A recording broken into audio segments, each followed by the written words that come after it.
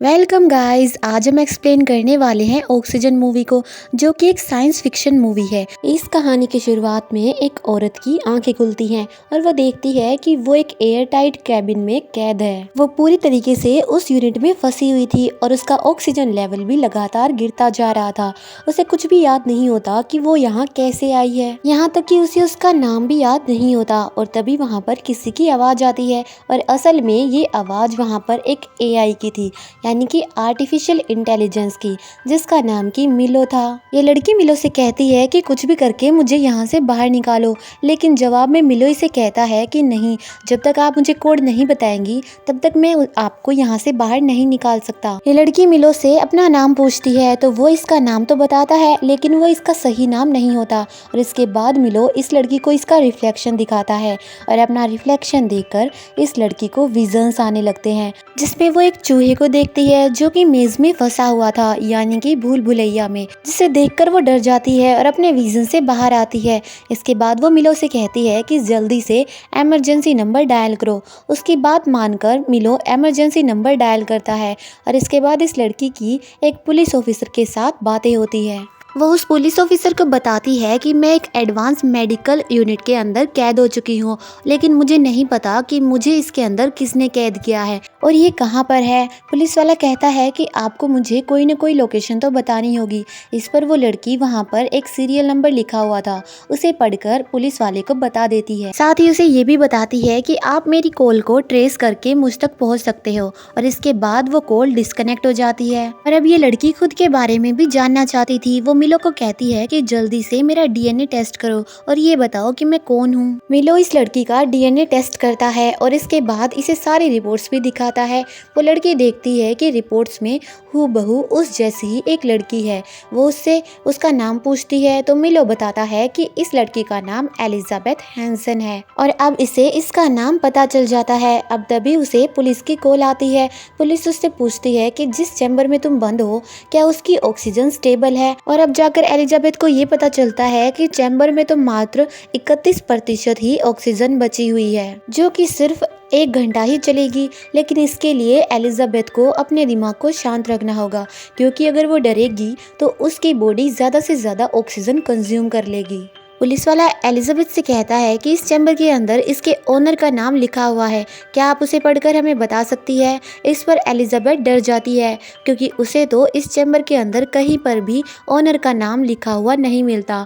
और एक बार फिर से फोन डिस्कनेक्ट हो जाता है। उसे डरा हुआ पाकर मिलो उसे कहता है कि अगर तुम चाहती हो तो मैं तुम्हें मर्सी किलिंग दे सकता हूँ, यानी कि एक ऐसी मौत जिसमें इंसान को दर्द नहीं होता। लेकिन एलिजाबेथ उसे मना कर देती है और उसे कहती है कि मुझे मेरे बारे में और इन्फॉर्मेशन दो। इसके बाद मिलो एलिजाबेथ से रिलेटेड जितने भी आर्टिकल्स होते हैं वो एलिजाबेथ को दिखा देता है, जिसमें एलिजाबेथ देखती है कि वो तो असल में एक डॉक्टर है और जिस यूनिट में अभी वो कैद है वो भी दरअसल उसी ने बनाई है। इसके बाद वो अपने सोशल मीडिया अकाउंट को भी देखती है, जिसमें फोटोज में उसके साथ एक आदमी था जो असल में उसका हस्बैंड होता है।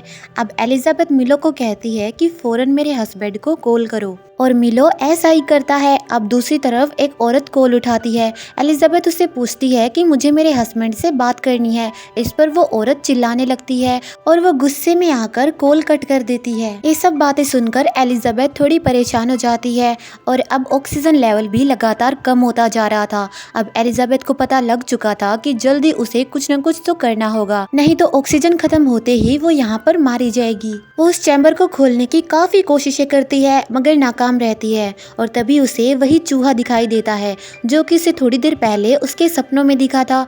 लेकिन एलिजाबेथ समझ जाती है कि ये उसका भ्रम है, इसलिए वो जल्दी से अपनी हेलोसिनेशन से बाहर आती है और इस बार वो डरती भी नहीं है। और अब एलिजाबेथ के पास एक बार फिर से पुलिस की कॉल आती है। पुलिस उसे बताती है कि तुम अपनी माँ के साथ रहती थी। इस पर एलिजाबेथ मना करते हुए कहती है नहीं, मैं तो मेरे हस्बैंड के साथ रहती थी।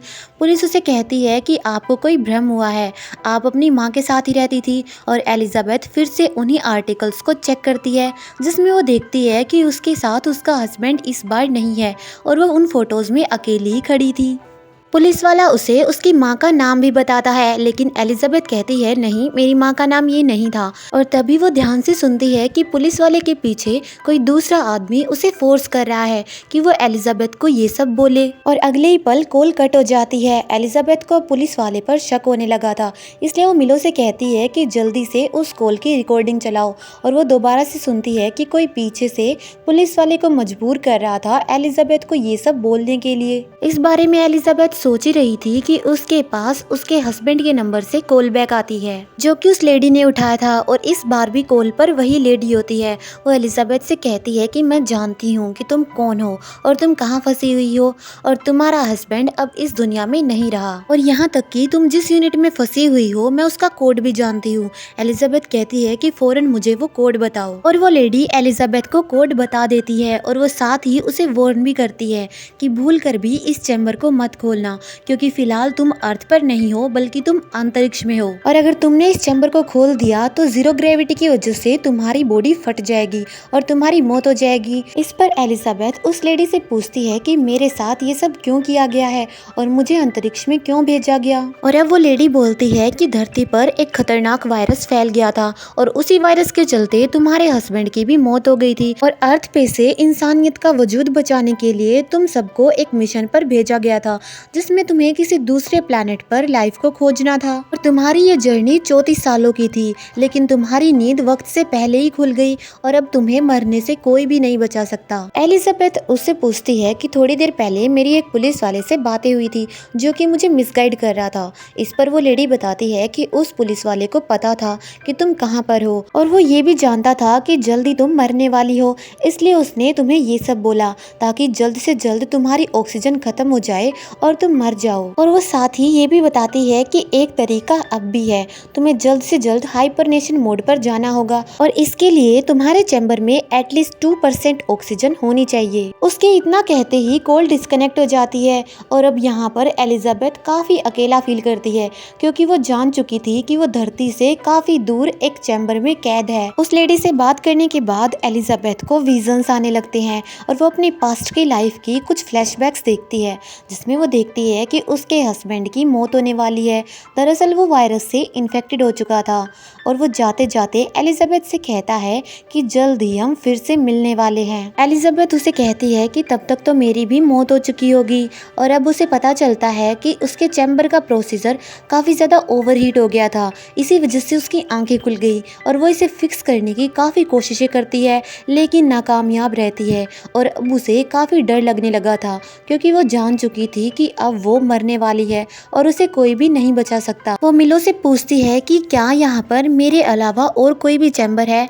मिलो से बताता है कि हाँ, यहाँ पर कई हजारों चैम्बर मौजूद हैं। वो मिलो को कहती है कि मेरे सामने वाली स्क्रीन को ट्रांसपेरेंट कर दो, मैं उन सबको देखना चाहती हूँ। मिलो ऐसा ही करता है, और वो जैसे ही सामने वाली शीट को ट्रांसपेरेंट करता है तो उसे उसके सामने एक डेड बॉडी नजर आती है, जिसे देखकर वो काफी डर जाती है। एलिजाबेथ देखती है कि यहाँ पर 10,000 चैम्बर्स मौजूद है, जिनमें से एक चैम्बर उसके हस्बैंड का भी है, और ये देखकर वो काफी खुश होती है। और इसी के साथ उसे कुछ फ्लैशबैक फिर से आती है, जिसमें वो देखती है कि जब वो एक डॉक्टर थी तो वो एक एक्सपेरिमेंट कर रही थी, जिसमें 3 अलग अलग चूहों को मेज के अंदर डाला जाता है, और जब वो चूहा मेज को यानी कि भूल भुलैया को पार कर लेता है तो उसके अंदर के डीएनए को एक दूसरे क्लोन के अंदर डाला जाता है, और वो सब देखते हैं कि वो क्लोन फर्स्ट टाइम में ही उस मेज को पार कर लेता है, क्योंकि उसके अंदर जो यादें थी वो उस चूहे की थी जो कि मेज के अंदर से निकलने में कामयाब हो गया था। और यही एक्सपेरिमेंट भी एलिजाबेथ के साथ हुआ था।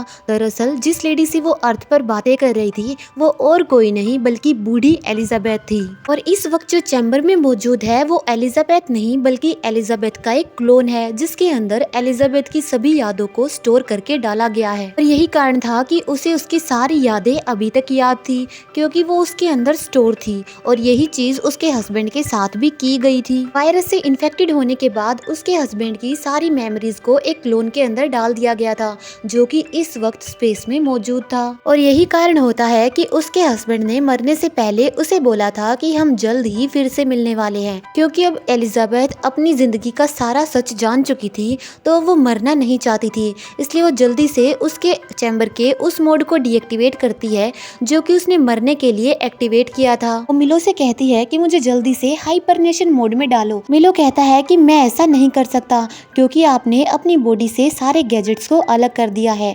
ये सुनकर एलिजाबेथ जल्दी से उन गैजेट्स को अपनी बॉडी पर लगाना शुरू करती है और जब तक वो सारे गैजेट्स को अपनी बॉडी पर लगाती है तो ऑक्सीजन लेवल 1% से भी कम रह जाता है और उसे वो बात याद आती है कि उस लेडी ने कहा था कि अगर 2% से कम ऑक्सीजन हो गई तो तुम हाइपरनेशन मोड पे नहीं जा सकती। इस बात से वो काफी निराश हो जाती है, लेकिन तभी उसे याद आता है कि यहाँ पर उसके अलावा काफी सारे चैम्बर्स हैं जिनमें काफी सारी डेड बॉडीज भी है। वो मिलो से कहती है कि क्या इन चैम्बर्स में जो डेड बॉडीज हैं मैं उनकी ऑक्सीजन यूज कर सकती हूँ। मिलो कहता है बिल्कुल कर सकती हो। तो एलिजाबेथ उसे ऑर्डर देती है कि जल्दी से उन चैम्बर्स की ऑक्सीजन मेरे चैम्बर में डालो और मिलो ऐसा ही करता है और वहाँ पर ऑक्सीजन ट्रांसफर होना शुरू हो जाती है और एलिजाबेथ भी अब फौरन से हाइपरनेशन मोड में चली जाती है। ये सब जानकर वो काफी खुश भी हो जाती है और फिर हाइपर स्लीप में चली जाती है। और फिर मूवी के लास्ट सीन में हमें ये दिखाया जाता है कि एलिजाबेथ एक सेफ प्लैनेट पर पहुंच चुकी है